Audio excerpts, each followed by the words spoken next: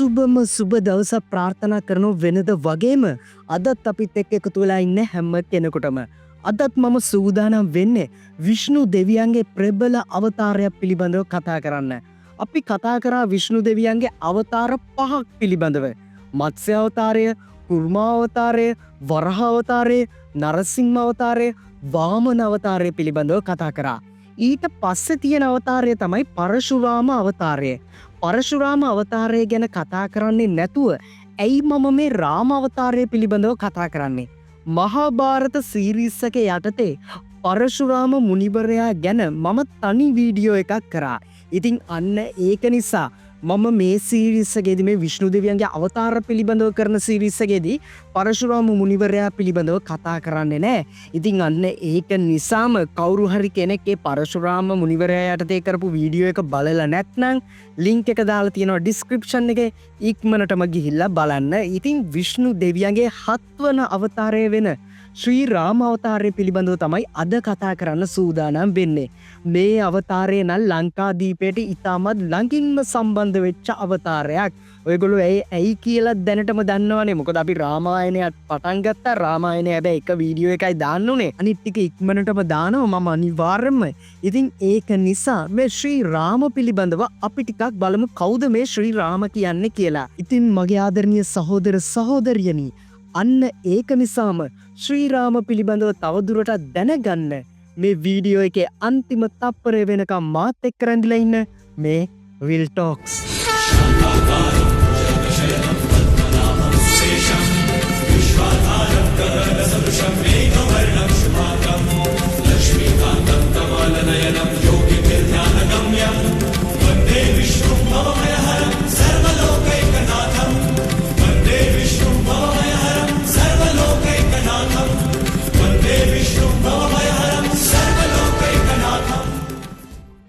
විෂ්ණු දෙවියන්ගේ 7 වන අවතාරය වන රාම අවතාරය පෙනී සිටින්නේ ත්‍රේතා යුගයේදී. ත්‍රේතා යුගයේ 6 වන සියවසේ පමණ තමයි මේ ශ්‍රී රාමගේ උප්පත්තිය සිදු වුණා කියලා පුරාණ පොත්පත්වල තියෙන්නේ. දශරථ රජුට සහ කෞශල්‍යා රජිනට දාව තමයි මේ රාම කුමාරයා උප්පත්තිය ලබන්නේ. ඒ වගේම රාම කියලා කියන්නේ සංස්කෘත භාෂාවෙන් නමක්. ඔයගොල්ලෝ දන්නවනේ පරශුරාම කියලා කියන්නේ සංස්කෘත භාෂාවෙන් නමන්නේ. ඉතින් පැරණි පොත්පත්වල සමහර පොත්පත්වල මේ රාම කියන නමට දීලා තියෙන තේරුම තමයි කළු පැහැය, අඳුරු පැහැය. එහෙම නැත්නම් තද නිල් පාටට කුරු කළු පාට තියෙන්නේ. අන්න ඒ පැහැය කියන අර්ථය. නමුත් භගවත පුරාණය, විෂ්ණු පුරාණ වගේ සමහර පුරාණ ග්‍රන්ථවල මේ රාම කියන නම හඳුන්වලා දීලා තියෙනවා ප්‍රියජනක බව, ප්‍රියමනාප බව, ආදරණීය බව, ඒ වගේම ආලෝකමත් බව. ඔන්න ඔය කියන අර්ථයෙන් මේ රාම කියන නම හඳුන්වලා දීලා තියෙනවා. ඉතින් පරශුරාම කියලා කියන්නේ පොරව අතින්ගත් රාමා කියන අර්ථය. ඒ තමයි 6 වන අවතාරය. 7 වන අවතාරය තමයි ශ්‍රී රාම කියලා කියන්නේ. ඉතින් ඔන්න ඔය විදියට තමයි මේ නමේ අර්ථය යෙදිලා තියෙන්නේ. ඒ විතරක් නෙවෙයි, මේ රාමට ඒ නම විතරක් නෙවෙයි තිබිලා තියෙන්නේ. තවත් නම් බොහෝ ප්‍රමාණයක් තිබිලා තියෙනවා. ඒ හැම නමම අපිට මේකේ කතා කරන්නත් බෑ. ඉතින් ඒක නිසා මම නම් කීපයක් කියන්න.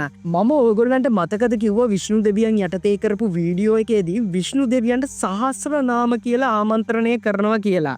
ඉතින් මේ විෂ්ණු දෙවියන්ගේ 394 වෙනි නාමය විදියට හඳුන්වන්නේ මේ ශ්‍රී රාම කියන නාමය. දැන් මම ඔයගොල්ලන්ට කියන්නම් මේ ශ්‍රී රාම්ට කියන අනිත් නම් මොනවද කියන එක. රාමන්, රාමර්, රාමචන්ද්‍ර, දසරති, රාගව, රාම විජය. ඉතින් ඔන්න වගේ නම් කිහිපයක්ම මේ ශ්‍රී රාම්ට තියෙනවා. ඉතින් මම මේ ඔය කිව්වේ නම් කිහිපයක් පමණයි. මේ නම් විවිධ රටවල් වල විවිධ ජන කොටස් වලට වෙනස් වෙලා තමයි තියෙන්නේ. ඒ වගේම මේ රාමට තව සුවිශේෂ වූ නමක් කියනවා. ඒක තමයි මර්යාද පුරුෂෝත්තම කියලා කියන්නේ. මර්යාද පුරුෂෝත්තම කියලා කියන්නේ ඊටමත් ගෞරවනීය පුරුෂයා, ගෞරවනීය පුරුෂ රත්නය කියන අර්ථය තමයි මේ මර්යාද පුරුෂෝත්තම කියලා කියන්නේ. ඉතින් ඔන්න ඔය වගේ කෙටි හැඳින්වීමකට පස්සේ අපි යමු මේ ශ්‍රී රාම්ගේ උප්පත්තිය සිදු වුණේ කොහොමද කියලා බලන්න. ඉතින් මගේ ආදරණීය සහෝදර සහෝදරියනි, ඔන්න දැන් මේ විදියට තමයි රාම කුමාරයාගේ උප්පත්ති කතාව සිද්ධ වෙන්නේ. ඊට කලින් කියන්න ඕනේ ඔයගොල්ලන්ට මම රාම කුමාරයා පිළිබඳව සම්පූර්ණයෙන්ම ඔක්කෝම විස්තර ටික මේ වීඩියෝ එකේදී කතා කරන්නේ නෑ. කතා කළ යුතු දේවල් ටික තමයි මං කතා කරන්නේ. මොකද අපි සීරීස් එකක් පටන් අරගෙන තියෙනවා රාමායනය කියලා. ඒකෙදි ඉතාමත් සවිස්තරාත්මකව මේ දේවල් කතා කරන්න ඕනි. රාම කුමාරයා ගැන, ඒ වගේම රාවණා පිළිබඳව, ඉන්ද්‍රජිත් පිළිබඳව, ඒ වගේම හනුමාන් පිළිබඳව, විවිධ චරිත පිළිබඳව, ඒ වගේම රාමායනයේ කතාව එකින් එකට අපි ඒ විදිහට ගලපලා ලස්සනට ඒකේ කතා කරන්න ඕනි නිසා කතා කළ යුතුම ටිකක් තමයි මම මේකෙදි කතා කරන්නේ. හොඳයි. දැන් මේ උප්පත්ති කතාව ගැන කියනකොට රාවණ රජතුමා ගැනත් අනිවාර්යයෙන්ම කියන්න වෙනවා. හොඳද? දැන් රාවණ රජතුමා කියලා කියන්නේ මුල් කාලයේදී ඔහු ඉතාමත් අඩු තැනක ඉඳන් අරගෙන තමන්ගේ ජීවිතය, ඒ වගේම තමන්ට තිබුණු රාජ්‍ය කොහොම හරි ලබාගෙන ඔන්න ඔය විදියට ඉතාමත් ප්‍රබල රජෙක් බවට පත්වෙනවා. ඉතාමත් ධාර්මික රජෙක් බවට පත්වෙනවා. නමුත් මොහුගේ මේ ජීවිතය එක් සන්ධිස්ථානයකදී වෙනස් වෙනවා. මොහුගේ මේ ජීවිතය වෙනස් වෙලා මොහු ඉතාමත් අධාර්මිෂ්ඨ යක්ෂ රජෙක් බවට පත්වෙනවා. ඉතින් අන්න ඒක නිසා ඔයගොල්ලෝ හොඳට මතක තියාගන්න, තමන් ජීවිතේදී මුල් කාලේදී කොච්චර හොඳ වුණත් තමන්ගේ ජීවිතයේ අවසාන කාලයේ තමා මිනිසුන්ට මතක හිටින්නේ. හොඳම කාරණාව තමයි අංගුලිමාල මහරහතන් වහන්සේ. අංගුලිමාල කියලා කියන්නේ ඉතාමත් ප්‍රබල මිනිමරු වෙන්නේ ඔහුගේ මුල් කාලයේදී අහිංසක, අන්තිමට අංගුලිමාල වෙලා ඉතාමත් ප්‍රබල මිනිමරුවෙක් බවට පත්වෙනවා. නමුත් ඔහුගේ අවසාන කාලය ඔහු මහරහතන් වහන්සේ කෙනෙක් බවට පරිවර්තනය වෙනවා. ඉතින් මිනිසුන් අදටත් ඒ මහරහතන් වහන්සේ කියන දේ තමයි අරගෙන යන්නේ. ඉතින් ධර්මාශෝක රජතුමා මුලින් චණ්ඩාශෝක රජතුමා, හරිද? ඉතින් චණ්ඩාශෝක වෙලා ඔහු මිනිසුන් මාර ගාණක් මරලා තියෙනවා. නමුත් ඔහු ධර්මාශෝක වුණාට පස්සේ මිනිසුන් වැළඳගෙන තියෙන ඔහුගේ ධර්මයේ පිළිබඳව කෑල්ල විතරයි. අන්න ඒක නිසා රාවණ රජතුමා කියලා කියන්නේ මුලින් ධර්මිෂ්ඨ රජ කෙනෙක් වුණත් ඔහු අවසානයේදී තමත් අධාර්මිෂ්ඨ ක්‍රූර පාලකයෙක් බවට පත් වෙලා තියෙනවා. මේකට එක හේතුවක් තියෙනවා. එක් අවස්ථාවකදී රාවණ රජතුමා අමරණීයත්වයේ උදෙසා දීර්ඝ තපසක යෙදෙනවා. මේ තපස අවසානයේ මේ තපස ගැන ඉතාම සතුටටපත් වෙච්ච බ්‍රහ්මයා ඇවිල්ලා බ්‍රහ්ම දෙවියන් කියනවා ඔන්න රාවණ රජතුමාට, ඔබතුමා කරපු මේ තපස පිළිබඳ, උග්‍ර තපස පිළිබඳව මම ඉතාම සතුටටපත් වෙනවා. මට ඔබතුමාට දෙන්න පුළුවන් කුමක්ද කියලා. මේ වෙලාවේදී රාවණ රජතුමා ඉල්ලා සිටින්නේ අමරණීයත්වය. අමරණීයත්වය ඉල්ලා සිටින මහා බ්‍රහ්මයා මෙහෙම කියනවා, මට ඔබතුමාට අමරණීයත්වය ලබා දෙන්න බෑ. නමුත් මම මේ වරේ ලබා දෙන්න. ඔබතුමාට යක්ෂයෙකුගෙන්වත් දෙවියෙකුගෙන්වත් මරණය හිමි වෙන්නේ නෑ. ඔබතුමාට දහවලකදීවත් රාත්‍රියේදීවත් මරණය ලැබෙන්නේ නෑ. ඒ වගේම රාවණ රජතුමනි, ඔබතුමාට ජලයේදීවත් වාතයේදීවත් මරණය හිමි වෙන්නේ නෑ කියලා. ඉතින් ඔන්න ඔය වරය ලැබුණාත් සමගම රාවණ රජතුමා දැනගන්නවත් කිසිම පුද්ගලයෙකුට තමන්ව විනාශ කරන්න බෑ කියලා. මොකද දෙවියෙකුටවත් යක්ෂයෙකුටවත් තමන්ව විනාශ කරන්න බෑ. මනුෂ්‍යයෙකුට කොහොමටවත් බෑනේ. ඉතින් අන්න ඒක නිසාම රාවණ රජතුමා ටිකෙන් ටික මේ තුන් ලෝකය ආක්‍රමණය කරන්න සූදානම් වෙනවා. දෙවිවරුන් මරා දමනවා. ඒ වගේම තමන්ගේ යක්ෂයන් විවිධ තැන්වලට ගිහිල්ලිවලා තමන්ගේ යක්ෂයන් විවිධ අධිරාජධානි විනාශ කරලා දානවා. ඔන්න ඔය වගේ ඉතාමත් ක්‍රූර පාලකයෙක් බවට පත් වෙනවා ලංකාදීපයේ මේ රාවණ රජතුමා. ඔය කට්ටිය නොකියන කතාවක් දැන් ඕක කොහොම කිව්වට පස්සේ ගොඩක් දෙනෙක් මට බනි. නමුත් මේ වීඩියෝ සීරීස් එකේදී මම ඔයගොල්ලොන් හැමෝටම ඇත්ත ඇති සැටියෙන් කියලා දීලා තියෙනවා. ඉතින් අන්න ඒක නිසා කොයි විදිහට බැන්නත් කරන්න දෙයක් නෑ මගේ ආදරණීය සහෝදර සහෝදරිනි. හරිද? දැන් මේ රාවණ රජතුමාගේ නැගී සිටීම ඉන්ද්‍ර දෙවියන්ට දරා ගන්න බැරි වෙනවා. මොකද ඉන්ද්‍ර දෙවියන් කියලා කියන්නේ දෙවියන්ගේ රජුරුවෝ. ඉතින් දෙවියන් මරා දමනකොට ඔහුට තමයි මේකේ බලපෑම එල්ල වෙන්නේ. මෙන්න මේක නිසාම ඉන්ද්‍ර දෙවියන් ශිව දෙවියන් හමුවන්න යනවා. මොකද මේ රාවණ රජතුමා කියලා කියන්නේ උග්‍ර ශිව භක්තිකයෙක්. ඉතින් අන්න ඒක නිසාම ශිව දෙවියන් හමුවෙන්න ගිහිල්ලා ඉන්ද්‍ර දෙවියන් කියනවා ඔබගේ භක්තිකයා මෙන්න මේ විදිහේ දේවල් කරනවා, ඔබට තමයි මේක නවත්තන්න පුළුවන්, ඔබ කෙසේ හෝ මේක නවත්තන්න ඕනි කියලා. ශිව දෙවියෝ මේ වෙලාවේදී ඉන්ද්‍ර දෙවියන්ට කියනවා ඔහු මගේ භක්තිකයෙක් බව සැබෑව, නමුත් මගේ ඉරණම, මගේ දෛවය ඔහුව නවත්තන එක නෙවෙයි, ඔහුව නවත්වන එක විෂ්ණු දෙවියන්ගේ ඉරණම. අන්න ඒක නිසා විෂ්ණු දෙවියෝ හම්බෙලා අපි මේක කියමු කියලා. ඔන්න දැන් ඉන්ද්‍ර දෙවියනුයි ඒ වගේම දේව මණ්ඩලයේ සියලුම දෙනයි ශිව දෙවියනුයි මේ හැමෝම ගිහිල්ලා වෛකුන්තයේ ඉන්න විෂ්ණු දෙවියෝ බැහැදකිනවා. බැහැදකලා මේ සියලුම කරුණු කාරණා කියනවා. මෙන්න මේ වෙලාවේදී විෂ්ණු දෙවියෝ මේ හැමෝටම මෙන්න මෙහෙම කියනවා. එළඹෙන කාලයේදී මගේ සත්වන අවතාරය ශ්‍රී රාම විදියට මේ පොළොව තලයේ උපත ලබාවි. ශ්‍රී රාම කියන්නේ දශරථ පුත්‍රයාය. ඔහු කෙසේ හෝ මේ රාවණා රජතුමාගේ මේ සියලුම අධර්මිෂ්ඨකම් මුලිනුපට අදාලා මේ විශ්වයට නැවත වතාවක් ආලෝකය ගෙන දේවි. ඉතින් එතකන් සියලුම දෙනා ඉවසිලිවන්තව සිටින්න. අනිවාර්යයෙන්ම අඳුර නසා ආලෝකය නැවත රජ කරනු නියතය. දැන් ඔන්න ඔහොම විශ්ව දෙවියෝ කිව්වට පස්සේ ඔන්න දැන් හැමෝම විසිරලා යනවා යන්න. දැන් ඔහොම දීර්ඝ කාලයක් ගියාට පස්සේ ඔන්න දැන් අපි පැමිණෙනවා මහා පෘථුවියට. හරිද? පෘථුවියට පැමිණුණාට පස්සේ අයෝධ්‍යාවේ රජ කරන්නේ දශරථ රජතුමා. මේ දශරථ රජතුමාට බිරින්දෑවරු 3 දෙනෙක් ඉන්නවා. මේ බිරින්දෑවරු 3 දෙනා තමයි කෞසල්‍යා, සුමිත්‍රා ඒ වගේම කයිකේය කියලා කියන්නේ. නමුත් දීර්ඝ කාලයක් මොවුන් සමග එකට හිටියත් මේ දශරථ රජතුමාට දරුවන් ලැබෙන්නේ නැහැ. ඔහුට දරුවන් උපත ලබන්න උවමනාවක් තිබෙන්නේ නැහැ. ඉතින් මෙන්න මේක නිසාම වශිෂ්ඨ ඍෂිවරයා එක් වතාවක් ඇවිල්ලා මේ රජතුමාට කියනවා රජතුමනි ඔබ දැන් දරුවන් ලැබිය යුතුයි නැත්නම් මේ රඝු පරම්පරාව රඝු කුලය මෙතනින් ඉවර වෙනවා කියලා.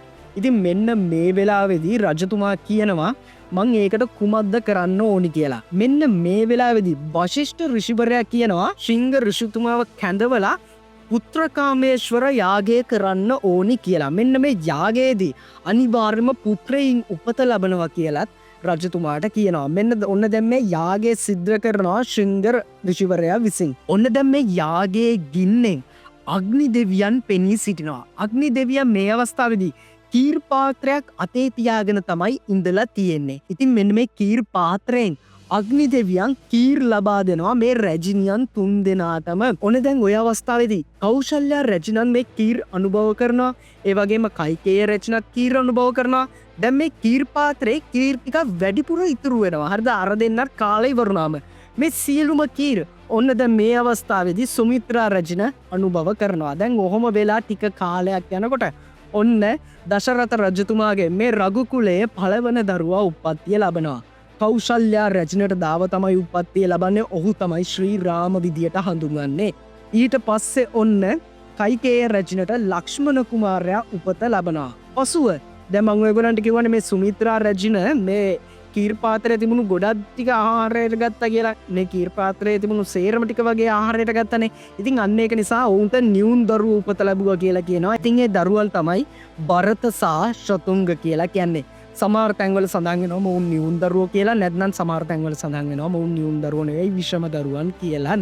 ඉතින් ඔන්න ඔය විදියට තමයි ශ්‍රී රාමගේ උප්පත්තිය සහ ඔහුගේ මේ සහෝදරයන්ගේ උප්පත්තිය සිදු වෙලා තියෙන්නේ. ඔන්න ඔහොම දැන් ටික කාලයක් ගත වෙනකොට මොවුන් සියලුම දෙනාම තරුණ වයසට එළඹෙනවා. තරුණ වයසට එළඹුණාට පස්සේ ඔන්න මොවුන් සියලුම දෙනාව වශිෂ්ඨ ඍෂිතුමා එක් කරගෙන යනවා. දැන් වශිෂ්ඨ ඍෂිතුමා මොවුන්ට ලබා දෙනවා සියලුම ගුරුහරුකම් ටික. ධර්මය පිළිබඳව දැනුම, ඒ වගේම රාජ්‍ය පාලනය පිළිබඳව දැනුම, මෙන්න මේ සියලුම දේවල් රාම කුමාරයාට වශිෂ්ඨ විසින් කියලා දෙනවා. වශිෂ්ඨ ඍෂිතුමා විසින්. ඊට පස්සේ මොහු යනවා විශ්වාමිත්‍ර ඍෂිවරයා ගාවට. විශ්වාමිත්‍ර ඍෂිතුමා ගාවට ගිහිල්ලා විශ්වාමිත්‍ර ඍෂිතුමා මොහුට සියලුම අස්ත්‍ර පිළිබඳව දැනුම ලබා දෙනවා. කොහොමද යුද්ධ කරන්නේ, යුද නීති මොනවද, අස්ත්‍ර පාවිච්චි කරන්නේ කොහොමද, මෙන්න මේ දේවල් පිළිබඳව දැනුම රාම කුමාරයාට විශ්වාමිත්‍ර ඍෂිවරයා විසින් ලබා දෙනවා. ඉතින් මෙන්න මේ අවස්ථාවේදී සමහර යාගයක් සිදු කරන අවස්ථාවේදී මේ යාගයට බලපෑම් කරන්න එනවා කටක සහ සුබාහු කියන අසුරයින් දෙදෙනා. මේ අසුරයින් දෙදෙනාව කොහොම හරි පළවා හරිනවා, එක්කෙනෙක්ව මරා දමනවානේ රාම විසින්. ඉතින් ඔන්න ඕකක් වුණාට පස්සේ විශ්වාමිත්‍ර ඍෂිතුමාට ආරංචි වෙනවා ඔන්න දැන් මිතිල නුවර ජනක රජතුමාගේ දියණිය වෙච්ච සීතා කුමරියගේ ස්වයංවර උත්සවය පැවැත්වෙනවා කියලා. මේ වෙලාවේදී විශ්වාමිත්‍ර ඍෂිවරයා තමයි කියන්නේ රාම කුමාරයාට ඔබ ගිහිල්ලා මේකට සහභාගී වෙන්න කියලා. ඔන්න දැන් රාම කුමාරයා යනවා. ඒ ස්වයංවර උත්සවයේ තියෙන ප්‍රධානම දේ තමයි ශිව දෙවියන්ගේ පිනක දුන්නේ තක් කඩන පුද්ගලයෙකුට පමණයි අනිවාර්යයෙන්ම සීතා කුමරියව හිමි වෙන්නේ. ඉතින් ඔය අවස්ථාවේදී රාම කුමාරයා මේ පිනක දුන්න ඇදලා කඩන්න හදන මොහොතේදී මේ පිනක දුන්න දෙකට කැඩිලා යනවා. ඉතින් ඔන්න ඔහොම සීතා කුමරියව විවාහ කරගන්න පුළුවන් වෙනවා රාම කුමාරයාට. මේ සීතා කුමරියව විවාහ කරගන්න පුළුවන් වෙන්නේ වසර 12ක පමණ කාලයක් මේ විශ්වාමිත්‍ර ඍෂිතුමාගේ යටතේ හැදී වැඩුණට පස්සේ, කියන්නේ ශිල්ප ඉගෙන ගත්තට පස්සේ. ඊට පස්සේ තමයි මේ ස්වයංවර උත්සවය තියෙන්නේ. ඉතින් ඔන්න ඔය විදිහට තමයි ඔය කරුණු කාරණා වෙන්නේ. ඊට පස්සේ සීතා කුමරියව රැගෙන නැවත වතාවක් අයෝධ්‍යාවට මොවුන් පැමිණෙනවා. මේ පැමිණෙන අවස්ථාවේදී තමර රසවත් දෙයක් වෙනවනේ. ඔයගොල්ලෝ ඒක දන්නවා. පරශුරාම මුනිවරයාත් මෙතනට පැමිණෙනවා. මම ඒක කියන්නේ මම මොකද ඒක දෙපාරක්ම කියලා තියෙනවා මේ වීඩියෝ සීරීස් මාලාවේදී. ඉතින් ඔන්න ඔය විදිහට සීතා කුමරියව අරගෙන ආවට පස්සේ මොවුන්ගේ ජීවිතේ සුඛිත මුදිත වෙනවද නැහැ. එහෙම වෙන්නේ නැහනේ.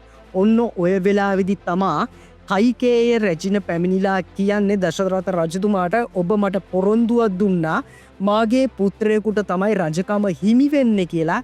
ඉතින් අන්න ඒක නිසා මාගේ භරත පුතුණුවන්ට ඔබතුමාගේ රජකම ලබා දෙන්න. ඔබතුමාට වැඩිමහල් පුත්‍රයන් හිටියට කමන්නේ. ඔවුන්ව වසර 14ක කාලයක් රාජ්‍යයෙන් පිටුවහල් කරලා වනවාසී වෙන්න කියලා මගේ පුත්‍රයාට ලබා දෙන්න රජකම කියලා. මෙන්න මේ වෙලාවේදී රජතුමාට කර කියා ගන්න දෙයක් නැති වෙනවා. රජතුමා රාම කුමාරයාව කැඳවලා මේ සියලුම දේවල් කිව්වට පස්සේ රාම කුමාරයා කියනවා රඝු කුලයේ පොරොන්දුව තමයි වැදගත්. රඝු කුලය කියලා කියන්නේ ඉතාමත් ප්‍රබල කුලයක්. අන්න ඒක නිසා ඒ පොරොන්දුව පියතුමනි ඔබ රකින්න. මා වනවාසයට යනවා කියලා. මේ අවස්ථාවේදී රාම කුමාරයා සහ සීතා කුමරිය වනවාසයට යන්න සූදානම් වෙනවා. එතකොට ලක්ෂ්මණ කුමාරයාත් ඔන්න මොවුන් දෙදෙනා පසුපසම වැටිලා තමන්ගේ දෛවය සම්පූර්ණ කරන්න වනයට පිටමන් වෙලා යනවා. ඒ වගේම විශේෂයෙන් කියන්න ඕනි රාම කුමාරයා කියලා කියන්නේ විෂ්ණු දෙවියන්ගේ අවතාරය. ඒ වගේම ලක්ෂ්මන් කුමාරයා කියලා කියන්නේ ශේෂනාගයාගේ අවතාරය. ඒ වගේම ශ්‍රුතුංග කියලා කියන්නේ සුදර්ශන චක්‍රයේ අවතාරය කියලා තමයි Hindu මතවාදවල තියෙන්නේ. ඒ වගේම භරත කියලා කියන්නේ විෂ්ණු දෙවියන් අතර ශංකයක් තියෙන්නේ. අන්නේ ශංකයේ අවතාරයේ විදියට තමයි හඳුන්වා දීලා තියෙන්නේ. ඉතින් ඔන්න ඔය ආකාරයට තමයි මොවුන් වනගත වෙලා තියෙන්නේ. දැන් අර මම කලින් කිව්වා වගේම මේ වීඩියෝ එකේදී කට්ටිය බලනවා ඇති මෙයා කොලේ වහලා ගහනවනේ අද මොකද මේ තොරතුරු අඩුයිනේ කියලා. නෑ මම මේ තොරතුරු ඉතාමත් අඩුවෙන් තමයි කියන්නේ. මොකද මම අර කලින් කිව්වා වගේම ඉතාමත් ලස්සන වීඩියෝ මාලාවක්ම කරන්න ඕනි මේ රාමායනය පිළිබඳව. ඒක එතකොට ඒකෙදි කියන්න දේවලුත් තියෙන්න ඕනේ. ඔන්න ඔය විදියට දැන් උනාට පස්සේ ඔයගොල්ලෝ ඉතුරු කතාව දන්නවා. සීතා කුමරියව පැහැර ගන්නවා රාවණ රජතුමා විසින්. අවසානයේදී ලංකාදීපයට රාම කුමාරයා පැමිණිලා ඔන්න රාවණ රජතුමාව මරණයට පත් කරලා කොහොම හරි සීතා කුමරියව නැවත ලබාගෙන ඉන්දියාවට එම නැත්නම් අයෝධ්‍යාවට පැමිණෙනවා. මෙන්න මේ අයෝධ්‍යාවට පැමිණිච්ච අවස්ථාව රාම පට්ටාභිෂේක විදියට තමයි හඳුන්වන්නේ. ඒ කියන්නේ අඳුර විනාශ කරලා දාලා නැවත වතාවක් ආලෝකයේ පැමිණීම තමයි ඔන්න ඔය විදියට රාම පට්ටාභිෂේක විදියට හඳුන්වන්නේ. දැන් මම ඔයගොල්ලන්ට කියන්න යන්නේ මේ රාම අවතාරයේ පෙනුම කොයි වගේද කියන එක. රාම අවතාරය කියලා කියන්නේ මිනිසෙක් කියලා ඔයගොල්ලෝ දන්නවනේ. ඉතින් අන්න ඒක නිසා මොහුගේ දකුණු අතේ ඊතලයක් වගේම වම් අතේ දුන්නත් සහිතව තමයි මේ රාම කුමාරයාව බොහෝ ස්ථානවල පෙන්වා දීලා තියෙන්නේ. ඒ වගේම මේ ප්‍රතිමාවල විශේෂ ඉරියව්වකින් තමයි මේ රාම කුමාරයාව දැක්විලා තියෙන්නේ. මොකක්ද ඒ ඉරියව්ව? ඒකට කියනවා ත්‍රිභංග ඉරියව්ව කියන්නේ. ඒ කියන්නේ දැන් ඔයගොල්ලන්ට පේනවත් ඇති මේ රූපයේ රාම කුමාරයා ස්ථාන තුනකින් නැමිලා තියෙන විදියට තමයි හැදිලා තියෙන්නේ. කියන්නේ හැදිලා තියෙනවා කියන්නේ පෙන්눔 කරලා තියෙන්නේ ලාලිත්‍ය සහිතව. ඉතින් මෙන්න මේම එස් ආකාරයට මේම හැදිලා තියෙන එක තමයි කියන්නේ ත්‍රිභංග ඉරියව්ව කියලා. ඉතින් අන්න ඒක නිසාම රාම කුමාරයාගේ පෙනුම නේ ඇත්තම් පෙනුම නෙවෙයි මෙහෙම නැමිලා ඉඳලා නෙවෙයි තියෙන්නේ. ඒක අර ලාලිත්‍යානුකූලව පෙන්වන්න ඕන නිසා තමයි ඔයගොල්ලෝ මේ ප්‍රතිමාවල ඒ වගේම මූර්තිවල මේ විදියට අඹලා තියෙන්නේ. අන්න ඒ වගේ පෙනුමකින් තමයි ඔය වගේ මූර්තිවල ඕම දක්වලා තියෙන්නේ. ඒ වගේම රාම කුමාරයාට පළල් උරහිස් තිබුණා කියලා තමයි පුරාණ ග්‍රන්ථවල සඳහන් වෙන්නේ. ඒ වගේම උකුස්සෙකුගේ වන් තියුණු දැස්, ඒ වගේම ඊටමත් කාර්යශූර කඩිසර අත්, අන්න ඒ වගේ දේවල් රණශූරයට ලැබෙන්න ඕනි විශේෂිත වූ ගුණාංග ඔන්න ඔය විදිහට රාම කුමාරයාට තිබුණා කියලා තමයි පුරාණ ග්‍රන්ථවල සඳහන් වෙන්නේ. මම දැන් ඔයගොල්ලන්ට කියන්නම් මේ රාම කුමාරයාගේ චරිතයේ සංකේතතාවාදය කොයි විදිහටද ගැබ් වෙලා තියෙන්නේ කියලා. රාම කුමාරයාගේ ජීවිතයේ සංකේතතාවාදය ගත්තට පස්සේ කාන්තාවන්ට සැලකීම ඉතාමත් ප්‍රබල තැනක් ගන්නවා. කොහේ හෝ කාන්තාවකට අකටයුත්තක් වෙනවා නම් ඒ දෙය වෙනුවෙන් අනිවාර්යයෙන්ම පෙනී සිටීම, කෙසේ හෝ පෙනී සිට ඒ කාන්තවන් ආරක්ෂා කර ගැනීම ඔහුගේ මේ ජීවිතයෙන් පෙන්වා දීලා තිබෙනවා. ඒ වගේම යහපත සහ අයහපත අතර සටන.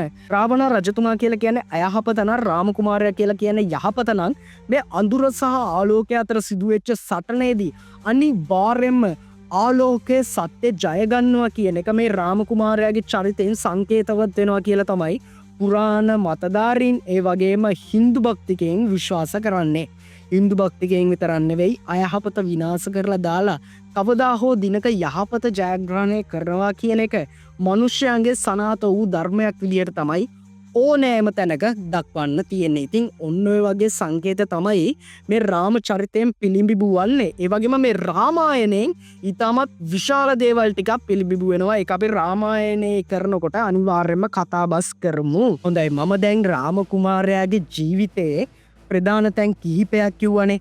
දැන් රාම කුමාරයා එතකොට උප්පත්තිය ලබන්නේ රාවණ රජතුමා මරා දමන්න. ඒ කියන්නේ රාවණ රජතුමා මරා දමලා අඳුර නසා ආලෝකයේ ගෙනෙන්න ඔහු ඒක ඒ විදිහටම කරනවා. ඉතින් ඒක කොහොමද කරේ? ඒ යුද්ධයේ අවස්ථාව මම මේකෙදි කිව්වේ නෑ. මොකද මට ඒක සවිස්තරාත්මකව කියන්න ඕනි රාමායනයේ වීඩියෝ එකේදී. දැන් මේ රාම කුමාරයා මරණයටපත් උනේ කොහොමද? ඒ වගේම මේ රාම කුමාරයා සම්බන්ධ තවත් ලස්සන කතාවක් තියෙනවානේ. රාම කුමාරයා අවසානයේදී සීතා කුමරියව සැක කරා. සීතා කුමරිය අන්නේ ඒක නිසාම තමන්ගේ පතිවත පෙන්눔 කරන්න ගින්නට පැනලා මරණයටපත් වුණා. ඔන්න ඔය වගේ කරුණු කාරණා ගොඩක් තියෙනවානේ. ඉතින් ඒ වගේම ඒ කරුණු කාරණා ඔයගොල්ලෝ දන්න කාරණා. හැබැයි රාම කුමාරයා මරණයටපත් උනේ කොහොමද? ඒක පිළිබඳව මේ කිසිම පොතක සඳහන් වෙන්නේ නැහැ. නමුත් පද්ම පුරාණයේ මෙන්න මෙහෙම සඳහන් වෙනවා. රාමායනයේදීත් ඒක වැඩි සඳහන් වෙන්නේ නැහැ. නමුත් පද්ම පුරාණයේ මෙන්න මෙහෙම සඳහන් වෙනවා. ඔන්න දැන් රාම කුමාරයා හම්බ වෙන්න එක් අවස්ථාවකදී බ්‍රාහ්මණයෙක් පැමිණෙනවා. මේ පැමිණෙන්නේ නිකම් බ්‍රාහ්මණයෙක් නෙමෙයි. මේ පැමිණෙන්නේ කාලයට අධිපති කාල දේවතාවා ඔහු වෙස්වලාගෙන පැමිණෙනවා. මේම ඇවිල්ලා රාම කුමාරයාට කියනවා මට ඔබතුමාව තනියම මුණ ගැහෙන්න ඕනි කියලා. මෙන්න මේ වෙලාවේදී රාම කුමාරයා ලක්ෂ්මණ අමතලා කියනවා ලක්ෂ්මන් මල්ලි මම දැන් මේ බ්‍රාහ්මණයාව මගේ කුටියේදී හමුවනවා. කිසිම කෙනෙකුට කිසිම වෙලාවකදී පැමිණෙන්න එන්න දෙන්න එපා මේ කුටියට. එහෙම වුණොත් අනිවාර්යයෙන්ම ඔහුව හිසගසා හෝ මරණයට පත් කරනවා කියලා. ඔන්න දැන් ඔය අවස්ථාවේදී රාම කුමාරයා සහ අර කාල දේවතාවා එහෙම නැත්නම් ඔය බ්‍රාහ්මණයා ඔන්න කුටියට වෙලා කතාබස් කරමින් ඉන්නවා. මේ අවස්ථාවේදී මේ බ්‍රාහ්මණයා ඔන්න දැන් කාල දෙවියන්ගේ ස්වරූපය අරගෙන කියනවා කුමරුවනි ඔබ දැන් දීර්ඝ කාලයක් රජකම් කරා. ඒ වගේම ඔබ ධාර්මිෂ්ඨව රජකම් කරා. ඉතින් දැන් ඔබගේ කාලය එළඹිලා තියෙන්නේ. ඔබට දැන් නැවත වතාවක් වෛකුන්ඨයට යන්න කාලය එළඹිලා තියෙන්නේ කියලා. ඉතින් ඔන්න ඔය වෙලාවෙදිම රාම කුමාරයා බැහැදකින්න දුර්වාස ඍෂිතුමා පැමිණෙනවා. දුර්වාස ඍෂිවරයා කියලා කියන්නේ එසේ මෙසේ ඍෂිවරයෙක් නෙවෙයි. ඔයගොල්ලෝ දන්නවනේ කුකුල් කේන්තිකාරයා කියලා. ඉතින් දුර්වාස ඍෂිතුමා ඔන්න පැමිණිලා ලක්ෂ්මන්ට කියනවා මට රාම කුමාරයා මුණ ගැහෙන්න ඕනි කියලා. දැන් රාම රජතුමා මුණ ගැහෙන්න ඕනි කියලා. මේ වෙලාවේදී ලක්ෂ්මණ කියනවා රාම කුමාරයා දැන් නම් මුණ ගැහෙන්න බෑ ඍෂිතුමනි. මොකද රාම කුමාරයා කිව්වා කිසිම කෙනෙක්ට ඇතුළට එන්න දෙන්න එපා කියලා. ඒක නිසා දැන් නම් බෑ කියනවා. ඔන්න දැන් දුර්වාස ඍෂිතුමා දෙවනි වතාවෙත් ආනවා මේක ඊටම වැදගත් කාරණයක් මට මේක ඇතුළට යන්න දෙන්න කියලා. ලක්ෂ්මණ මේ අවස්ථාවේදී ඉඩ දෙන්නේ නැහැ. ඔන්න දැන් ඉතින් දුර්වාස ඍෂිතුමාට මල පනිනවා. දුර්වාස ඍෂිතුමා දැන් ලක්ෂ්මණට බයින්නේ පොඩි එකා තෝ එන්න එපායකෝ මට කියා දෙන්න. අරකයි මේකයි ඔන්න දැන් ශාපයක් කරන්න තමයි සූදානම් වෙන්නේ දුර්වාස ඍෂිතුමා. මෙන්න මෙහෙ වෙලාවේදී මේ ලක්ෂ්මණ බය වෙනවා රාම කුමාරයාට අවඩක් සිද්ධ වෙයි කියලා. මොකද ලක්ෂ්මණ කියලා කියන්නේ රාම කුමාරයාට බෙහෙවින්ම ආදරය කරපු තමන්ගේ මවගේ කුසින් පැමිණුනේ නැති වුණත් බෙහෙවින්ම ආදරය කරපු අර්ධ සහෝදරයෙක්.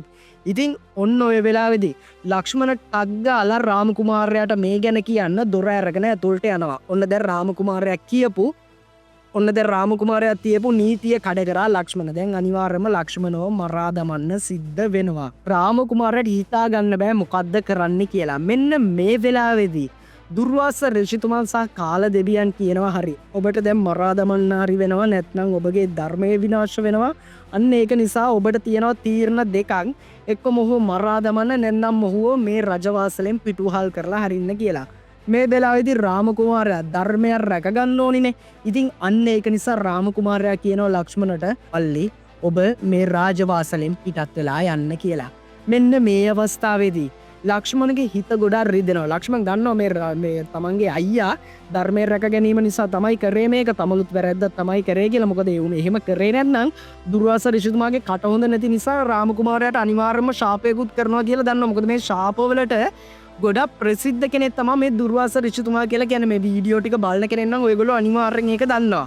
ඉතින් ඔන්න ඔය වෙලාවෙත් ගොඩක් සික්තවුලට පත්වෙච්ච ලක්ෂ්මණ සරයු ගංගාවේ ගිලිලා මරණයට පත්වෙනවා. සියදිවි නසාගත්ත කියලා තමයි තියෙන්නේ. ඉතින් දැන් හිතන්නකො මගේ ආදරණීය සහෝදර සහෝදරියනි, ඔය වගේ ප්‍රබල රජවරු, ඒ වගේම ප්‍රබල ඉන්නනේ ශේෂනාගයාගේ මේ අවතාරය තමයි ලක්ෂ්මණ කියලා කියන්නේ. අවසානයේදී ඔන්න ඔය විදිහට මැරෙන්න සිද්ධුනේ අන්තිමට සියදිවි නසාගෙන. හොඳද? ඉතින් මෙන්න මේක නිසාම සික්තවුලට පත්වෙච්ච රාම කුමාරයා දියේ ගිලිලා මරණයට පත් වෙන්න සූදානම් වෙනවා. මෙන්න මේ අවස්ථාවේදී හනුමාන් අනිවාර්යයෙන්ම රාම කුමාරයාව බේරා ගන්නවා කියලා රාම කුමාරයා දන්නවා. මෙන්න මේ වෙලාවේදී රාම කුමාරයා විසින් හනුමාන්ට කියනවා මගේ මුද්ද වැටුණා මෙන්න මේ ගඟට, ඔයා පොඩ්ඩක් ගිහිල්ලා ඒක හොයාගෙන එන්න කියලා. ඔන්න ඔය අවස්ථාවේදී හනුමාන් මේ ගඟ දෙබෑ කරලා කොහොම හරි පීනකට ගිහිල්ලා මුද්ද හොයාගෙන එන්න තමයි සූදානම් වෙන්නේ.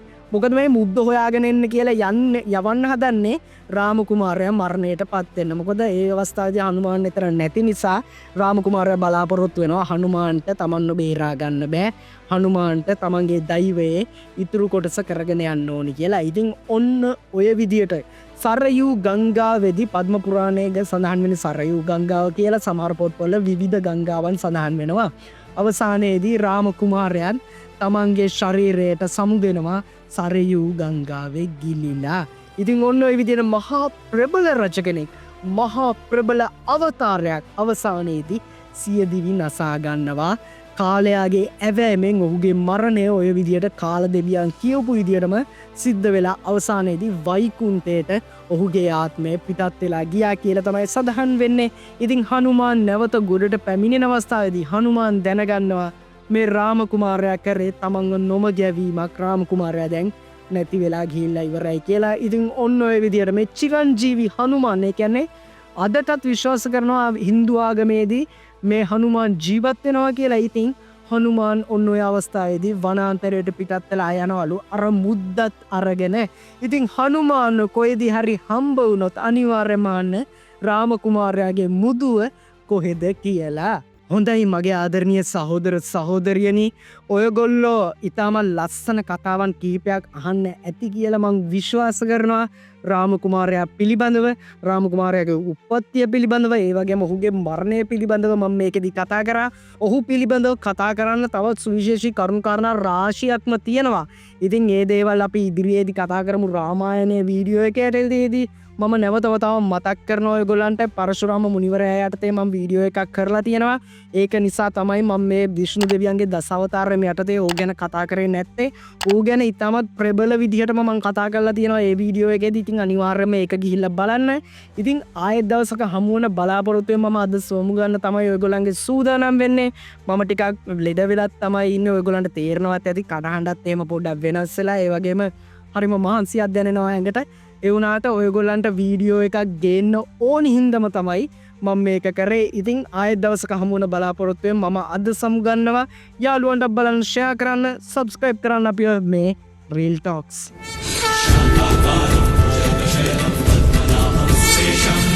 विश्वाधारं